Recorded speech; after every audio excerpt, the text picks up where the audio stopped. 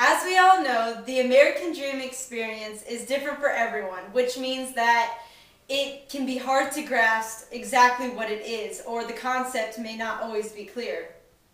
Which is why my project is very blurry and all together.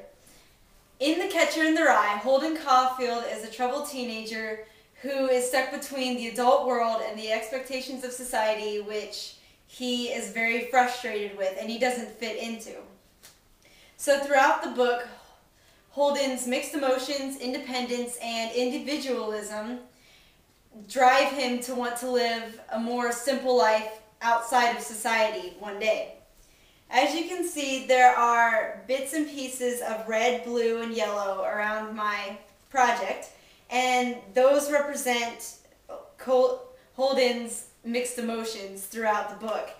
He experiences a lot of anger, sadness, and frustration because he doesn't fit into society and he sees things that he doesn't like and how people change due to how society runs.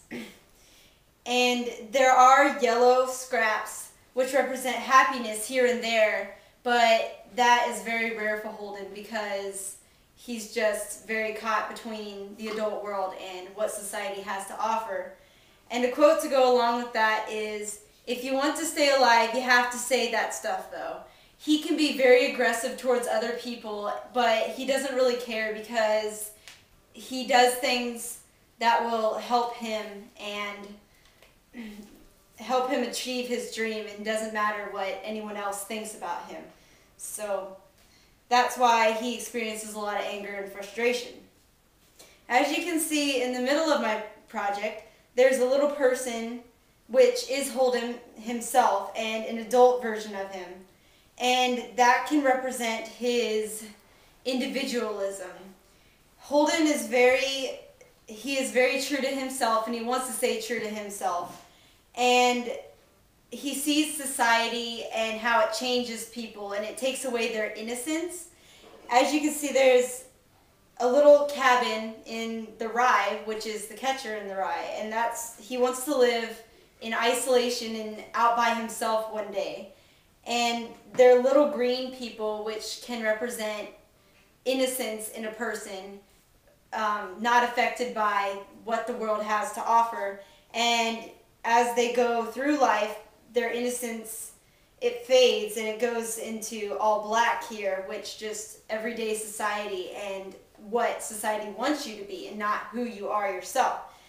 And this frustrates Holden a lot, and he's very red and blue and angry here as he's young, but when he's an adult, he has his innocence still, but he's still true to himself, even though he will change eventually, but not what society thinks how he will change.